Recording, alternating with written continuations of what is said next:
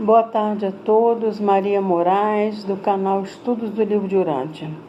Vamos continuar hoje o nosso estudo do Livro de Urântia, do documento 9, sobre o Espírito Infinito. Vamos hoje estudar o subdocumento 8, as personalidades do Espírito Infinito. O Espírito Infinito possui o poder pleno de transmitir muitos dos seus poderes e prerrogativas às suas personalidades e agências coordenadas e subordinadas. Porque, na verdade, o Espírito Infinito, quando ele está na ação, na criação de mundos, sóis, planetas, sistemas, ele é chamado ator conjunto, Mas ele é também, o Espírito Infinito, uma personalidade e é também a terceira fonte centro do paraíso. O primeiro ato como deidade criadora do Espírito Infinito, funcionando à parte da Trindade, mas por meio de alguma coligação não revelada com o Pai e com o Filho, personalizou-se na existência dos 7 Espíritos Mestres do paraíso, os distribuidores do Espírito Infinito aos universos locais. Os 7 Espíritos Mestres, eles são as primeiras personalidades criadas pelo Espírito Infinito para comandar os 7 superuniversos. Não há nenhum representante direto da terceira fonte centro nas sedes centrais de um superuniverso. Cada uma dessas 7 criações depende de um dos Espíritos Mestres do paraíso, que atua por intermédio dos 7 Espíritos refletivos situados na capital do superuniverso.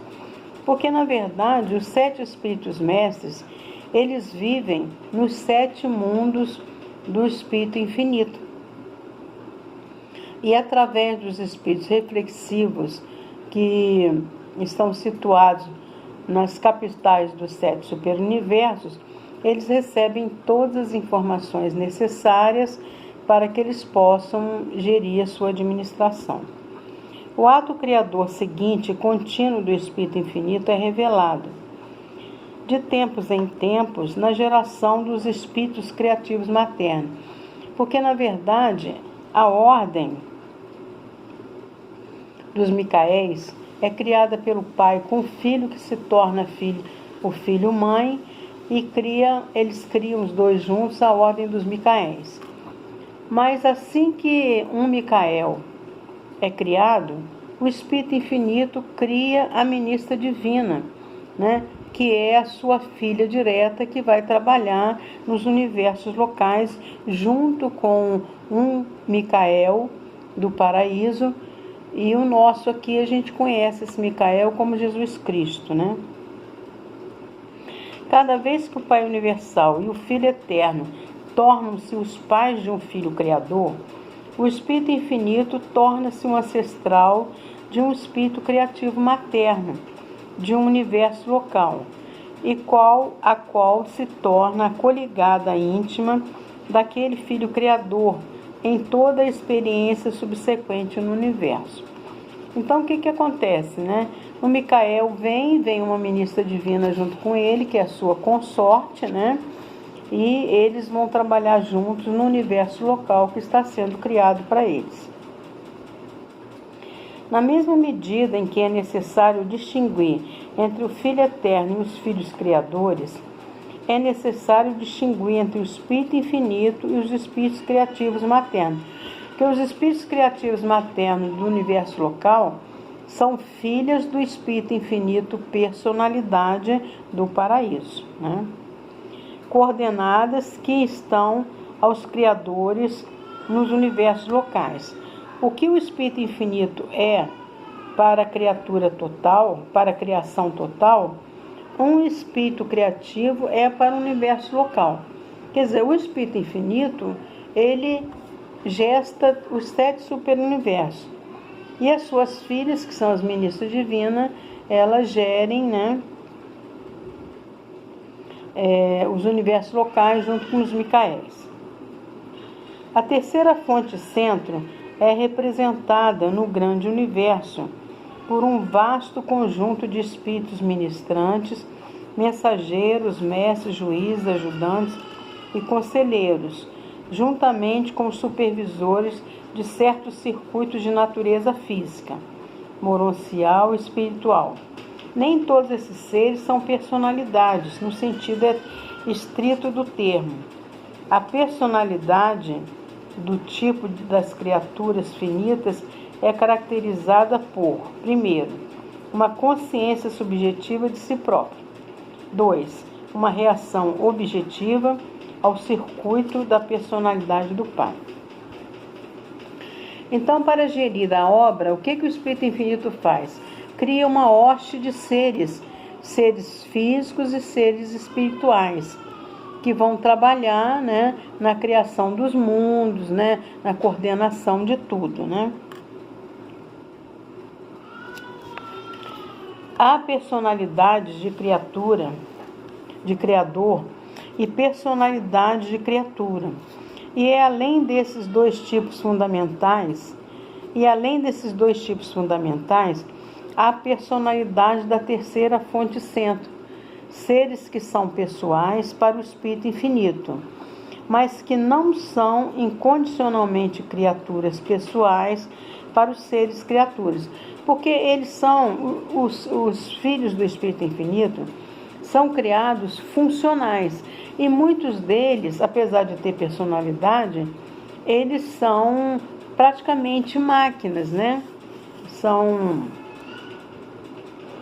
seres criados para gerir um certo tipo de atividade no universo, né? Essas personalidades da terceira fonte não são uma parte do circuito da personalidade do Pai, porque o Pai trabalha só na ordem dos Micaéis e dos ajustadores do pensamento. Então, as outras hostes são criadas a partir do Espírito Infinito. As personalidades da primeira fonte centro e as personalidades da terceira fonte centro são mutuamente contatáveis, quer dizer, elas se contatam entre si e então por outros seres que podem ter acesso a elas. Todas as personalidades são contatáveis. O Pai outorga personalidade pelo seu livre-arbítrio pessoal, porque Ele o faz. Podemos apenas conjecturar. Como Ele o faz, nós não sabemos. Tampouco sabemos por que a terceira fonte outorga a personalidade de um tipo que não vem do Pai. Mas isso o Espírito Infinito faz por si próprio, em conjunção criadora com o Filho Eterno e de inúmeros modos desconhecidos para vós. O Espírito Infinito pode também atuar pelo Pai na outorga da personalidade da primeira fonte centro. Há inúmeros tipos de personalidade da terceira fonte. O Espírito Infinito outorga a personalidade da terceira fonte centro a inúmeros grupos que não estão incluídos no circuito da personalidade do Pai, porque são seres mais ou menos cibernéticos, né? Tais como alguns dos diretores de potência, porque eles vão trabalhar com altas quantidades de energia, né? Com massas nebulares, né? Então, eles têm que ser específicos para isso. Do mesmo modo, o Espírito Infinito trata como personalidades a numerosos grupos de seres, tais como os espíritos criativos maternos, que por si só são uma classe específica nas suas relações com as criaturas do circuito do Pai.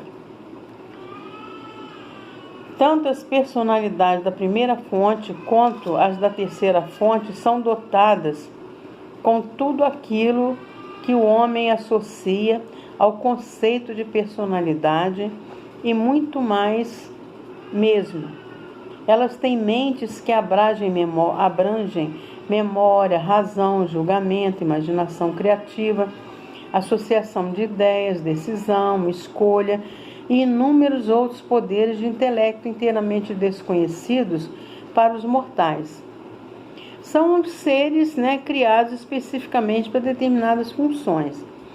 Com poucas exceções, todas as ordens reveladas a vós possuem forma e individualidade distinta. Elas são seres reais. A maioria delas é visível para todas as ordens de existência espiritual. Até mesmo vós sereis capazes de ver os vossos coligados espirituais das ordens menos elevadas, tão logo vos libereis da visão limitada dos vossos olhos materiais atuais e tão logo fordes dotados com uma forma moroncial, a qual tem a sensibilidade ampliada para a realidade das coisas espirituais. Ele está querendo nos dizer que quando formos passar pelas primeiras escolas do universo, né, que são os 7 mundos de Morôncia, os nossos olhos serão ajustados e poderemos ver muitos outros seres que estarão também perto de nós e nós também, porque estaremos com outro tipo de corpo, né? Na verdade, teremos um corpo como aquele corpo moroncial de Jesus quando ele apareceu para Madalena, né? A família funcional da terceira fonte centro, tal como é revelada nessas narrativas, enquadra-se em 3 grandes grupos. Primeiro são os espíritos supremos, um grupo de origem composta que abrange, entre outras, as ordens seguintes. Primeiro, os 7 espíritos mestres do paraíso. 2. Os espíritos refletivos do superuniverso. 3. Os espíritos criativos maternos dos universos locais. Segundo, os diretores de potência são um grupo de criaturas reagentes e agência de controle que opera em todo o espaço organizado. É o pessoal, né, que vai trabalhar com as potências das forças, energias, né? 3. As personalidades do Espírito Infinito. Esta designação não implica necessariamente que esses seres sejam personalidades da terceira fonte centro, embora algumas delas sejam tão únicas quanto as criaturas de vontade. Comumente, elas estão agrupadas em 3 classificações principais. Primeiro, as personalidades mais elevadas do Espírito Infinito. Segundo, as hostes de mensageiros do espaço. Terceiro, os espíritos ministradores do tempo. Esses grupos servem no paraíso, no universo central ou residencial e nos superuniversos, e abrangem ordens que funcionam nos universos locais e mesmo nas constelações, sistemas e planetas. A família do Espírito Infinito trabalha nos sistemas, nos planetas, nas galáxias, nas constelações, né? As personalidades espirituais da vasta família do Espírito Divino e Infinito estão dedicadas para sempre ao serviço de ministração do amor de Deus e da misericórdia do Filho a todas as criaturas inteligentes dos mundos evolucionários do tempo e do espaço.